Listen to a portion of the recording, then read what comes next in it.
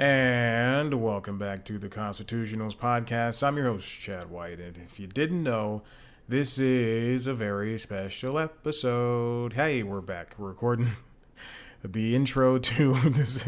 I'm just. What do I just narrate everything I did? Recording the intro to an interview I had with Shelby Wolstein. She hosts a podcast along with her co-host Caleb Heron. I'm unsure of how to pronounce that last name. They have a host a show on a network called Headgum. Is not what I meant to say. The podcast is called Keeping Records. It's about a long time ago, in I believe the 70s, 1977. NASA sent the Voyager probe into space. I'm going to read exactly what the description says. And carrying things from Earth and what they're called, quote-unquote, golden records. It's basically recordings of music and nature sounds and a bunch of stuff that were popular back then in 1977. But now, Caleb and Shelby are recording this podcast to, update it and make it sound, make it whatever, just pretend what they would send into space. If NASA was doing this again. It's a funny show. Sounds good. Over there on the Headgum, they've had a lot of guests because the show is not new. It's young, but it's not new. So, check it out. Let me read some of the guests.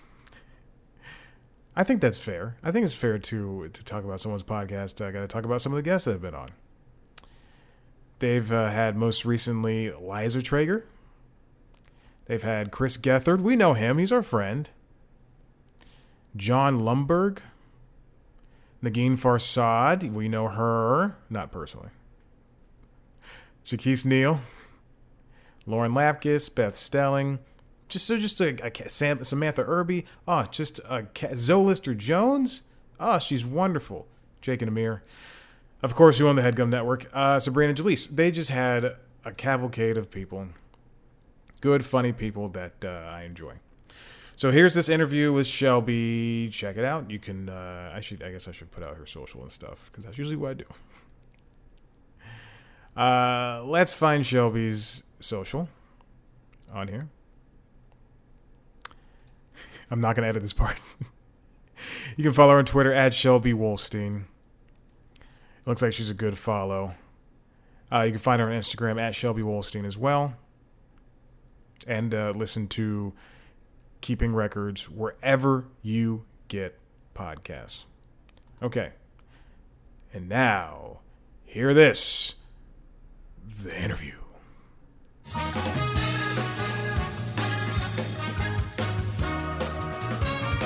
Thank you for sitting down with me. I appreciate it so much. I was just listening to the podcast, and okay. Sounds good. That's first of all, that's all you got. Like that's it. If you have a good sounding podcast, congratulations. But it's a very lovely, very good premise, and I love a good podcast with a premise. How did you and Caleb find out about these golden records? It was Caleb's friend Chandler had brought them up. Caleb and I were for a while, maybe we would do a podcast, but we were we would only do one if we had an idea. We didn't want to do a podcast where it was just us talking. Mm-hmm. Those are great. They exist, but we were we'll get bored by that pretty fast in terms of sitting down to do it every week. Right. So we were coming up with a bunch of ideas and,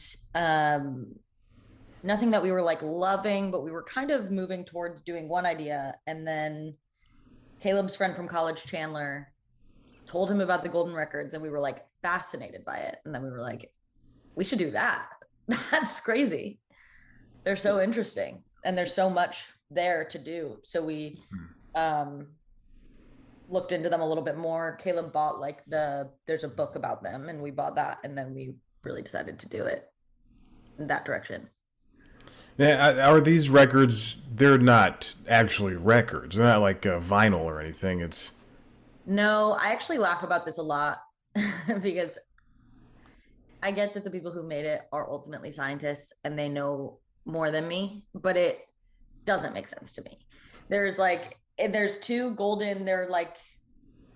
They are round, but they're not vinyl. And then there's a diagram on one of them that's supposed to show you how to play it.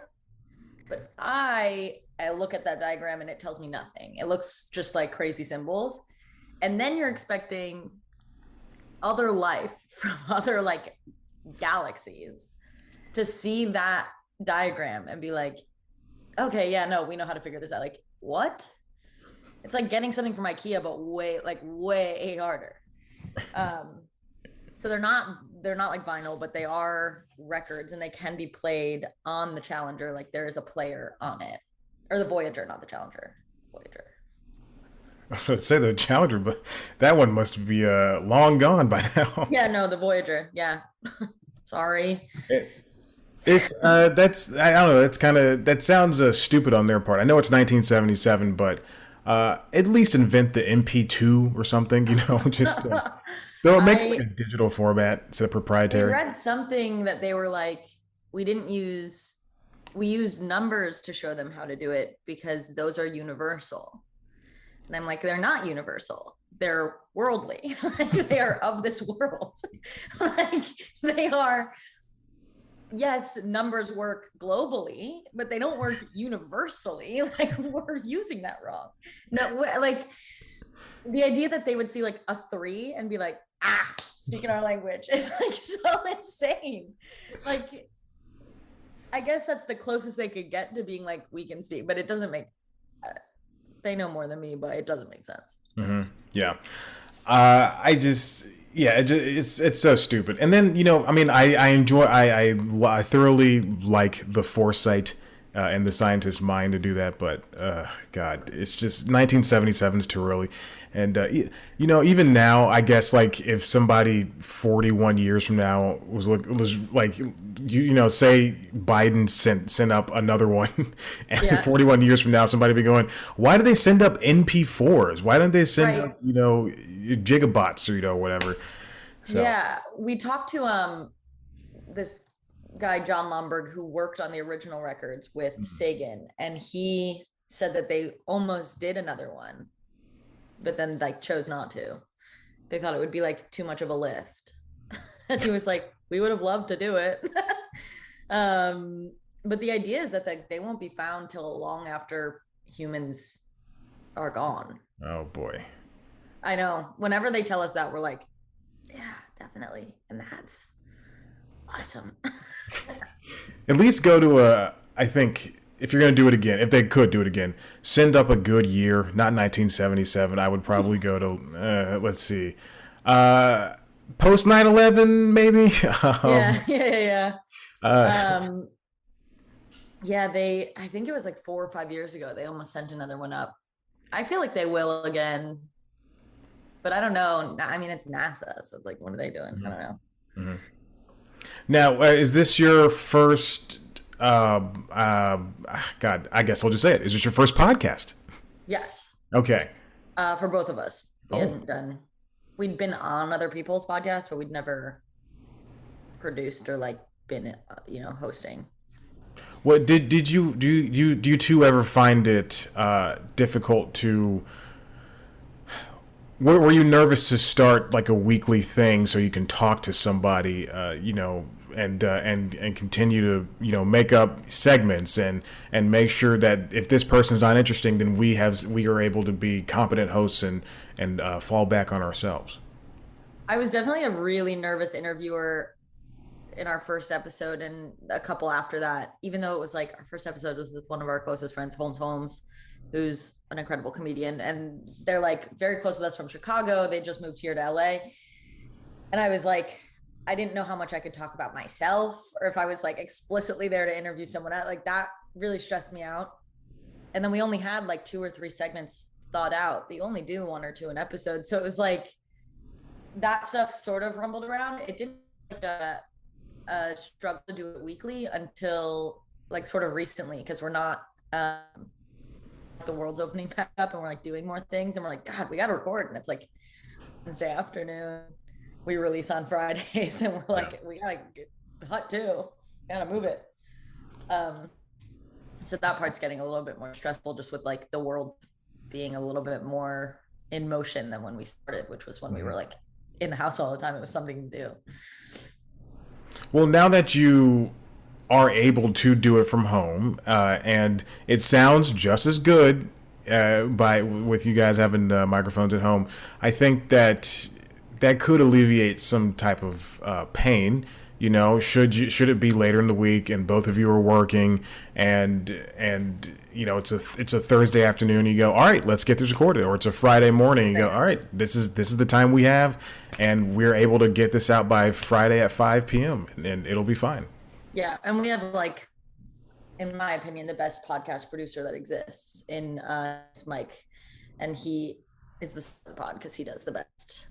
He makes it sound good. We don't make it sound good at all, but he does his thing. He's the best. What's let us talk about him on the pod. Uh, he cuts it whenever we do. Really? So whenever we do other things, we make sure to talk about him because we're trying to give him his due. Hype him up. Do it. Do it. Yeah. Mike Comite, the best audio engineer in the game, in my opinion. The end? I think he can do so much with so little. We when we started and we pitched it, and he did our pilot with us before we had like signed anything. Mm-hmm. And we were like, yeah, we have these ideas, and it was truly like speaking in tongues. Like our ideas were so in our head, and we didn't really know how to voice them. And then he made them like somehow both exactly what we wanted and so much better. It was like so confusing how we did that. He's the best. He should be making $1 trillion, and I'll make sure that one day he does. What's it like working with Headgum? I think Headgum is, you know, if you think about in terms of comedy podcasting, you know, you think Earwolf, but admittedly they've gone wayward, especially after being sold to Sirius and before that to the Scripps Company, EW Scripps Company, a company which I worked for. And I'm not working right now, so that tells you where they're at. So Headgum, how are Jake and Amir as bosses? I'm sure there's more, but I only know those two figureheads. How's working with that company and all these other great podcasts within that are under the same branch?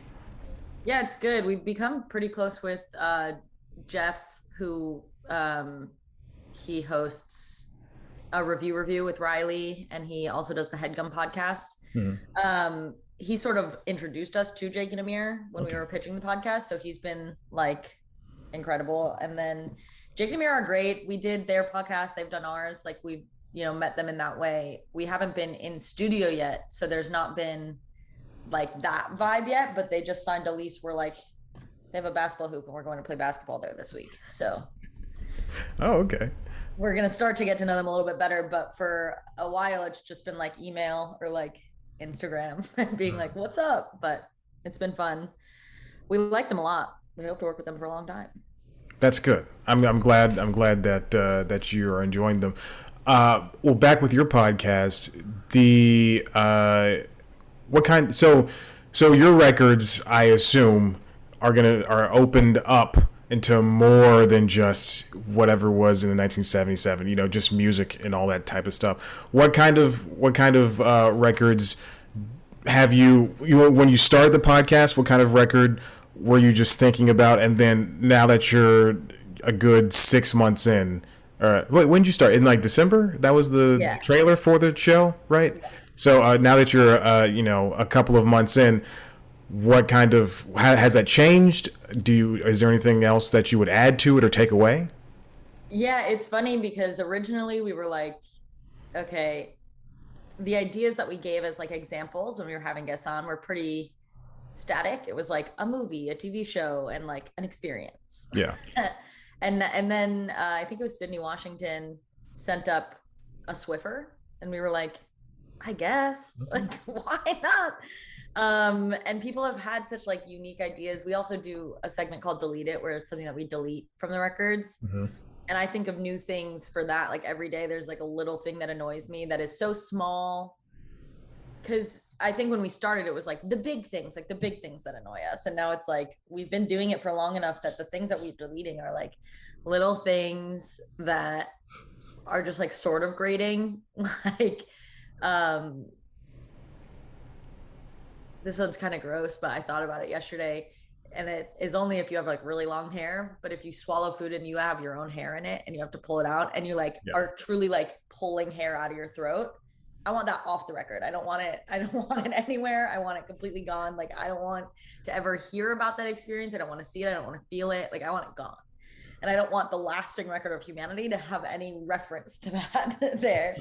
Um, but in that, there are some things that I think are so annoying that I want them on the record. I want them to know that it existed. Um, and then, yeah, we get like, there still is like a lot of music and things like that people will include. But I think our favorites are when it's like a feeling, or like someone recently put on like realizing you have a crush on someone. And it's like, yeah, that's more of like a feeling. It's a concept. And it's like, Yeah. that gets more to the root of like what humanity is than, Holes, the movie, which will be on my records. Oh, okay. Well, good to know. You said when you said holes, I was like, is she talking about the movie? Yeah. And then I thought the book Big time. maybe. Big time the movie. And the book, but the movie. I love the movie Holes, and it's on the records for me. I just last week I was rapping. Who's his name? Armpit's rap in the song, the Holes theme song. It's ingrained in my head, and I don't want it there, but it's there forever. ARMPI to the T. That's right. That's right. I love that movie. It's one of the best that's been ever made. Yeah, really think so? Yeah, I do. I could make the argument, but I've been told I can go too hard on it. So. No, well that's fair. People say that about like Space Jam. I just watched the new Space Jam Legacy trailer, and Okay. I have no hopes for that. Yeah. I'm not a fan of nostalgia. I'd rather just watch something like I don't want something slapping me in the face with hey remember this, hey remember this. I want something like Holes. I want something that's story driven. Just Yeah. Shouldn't ever remake Holes. I hope they never do. It was perfectly done the first time with a problematic cast, and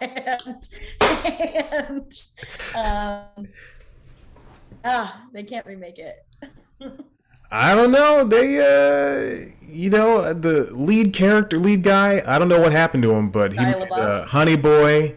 He made a bunch of Shia other. LaBeouf has, but then he got a little. He's been in a bit of trouble, and so he's sort of canceled, and correctly so.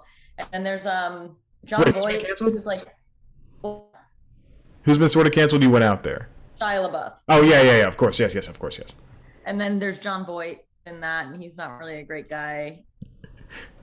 But then you got like Sigourney Weaver. I don't think she's done anything wrong. Dule Hill, he's a great guy. Eartha Kitt, I think she's dead. Who played? Well, now they can't remake The Emperor's New Groove. Who played the woman? Was Sigourney Weaver the woman with the nails and the snake thing? Oh my, the snake venom.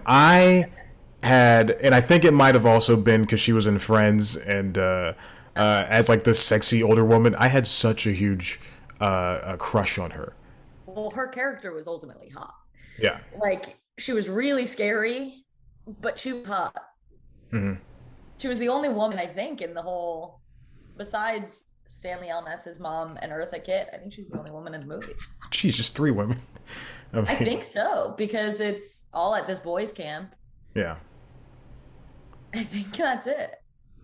I also remember the slow motion. Kissing Kate Barlow. Oh, 4. Patricia Arquette. I also remember the slow motion of the 2 shoes that were tied together being thrown. I distinctly remember that, and I truly don't know why. Yeah, Sweet Feet's shoes. And then I've always thought that's a huge plot hole in the movie. And I think in the book too, because Zero throws the shoes. Okay. And Stanley catches them and immediately gets arrested. This is either a plot hole or like an absolute drag on our judicial system. Either way, it doesn't make sense unless they explain it this way. But so Stanley gets arrested right away. Zero gets away because he threw the shoes. Right. When Stanley gets to camp, Zero's already there. That doesn't make sense. I think Zero did an equal offense. He like there was another like he got rid of those shoes. He was able to get away, and then he went and did something else bad that same day, because he was not that the timing doesn't make sense for me. And that's where I take issue. Well, Aladdin, he stole bread to feed himself in Abu, and so it's. I mean, maybe Aladdin, went out and stole again just to feed himself. Okay, I'll take it. That's the only reasoning I would think, because Stanley like pretty much goes to in front of the judge the next day or something, and then is sent to Yeah, that camp. yeah, and Zero's already there, but Zero sent it, so it doesn't. Unless Zero got arrested just but 5 minutes later, it doesn't make much sense. But I'm here for it because it's a perfect movie otherwise. Yeah. So you'd send Holes up, and with a great 20-page paper on what essay on why it's so good. Yeah, well, because I mean, there's so many stories being told in Holes. There's like 4 different storylines. There's the Kissing Kate Barlow. There's the Zero and Stanley, and like the boys' camp generally. Then there's the like Eartha Kitt curse. Yeah. Then there's the trying to get the shoes not to smell thing for Henry Winkler, his storyline. That's like a D story. But Kissing Kate Barlow, that story is like could be. If I were to ever remake Holes, I would make the Kissing Kate Barlow story. That is a good storyline. It is, yeah. I can fix that. I call it. I can fix that. I can like her falling in love with him. The like, I mean, terrible. I mean, they really for a Disney movie. It was produced by Disney. Mm-hmm. They like really got into it towards the end there when Dule Hill's character dies. That should be its own movie. Yeah, I don't disagree. I don't disagree. So with you all only being so far into the show, have there been any changes that you would like to implement? You or Caleb would like to implement anything that you would see the show expanding into? Because I know early on a lot of podcasts will see themselves as one thing and then eventually morph into something just a little bit more easier to do, or something that is a little bit more comparable to what they're doing at the point. Yeah, I don't know how much we're looking to change it entirely. I think there are like some special episodes we'd want to do now that it's sort of the expectation is set. Like if you do something unique too early, people expect it all the time. Now I think we've been doing it long enough that like I had the idea of having like some sort of famous chef on and having them, instead of doing their own records, do a meal for the aliens. Like if you had to plan out a meal, what would that be? Or like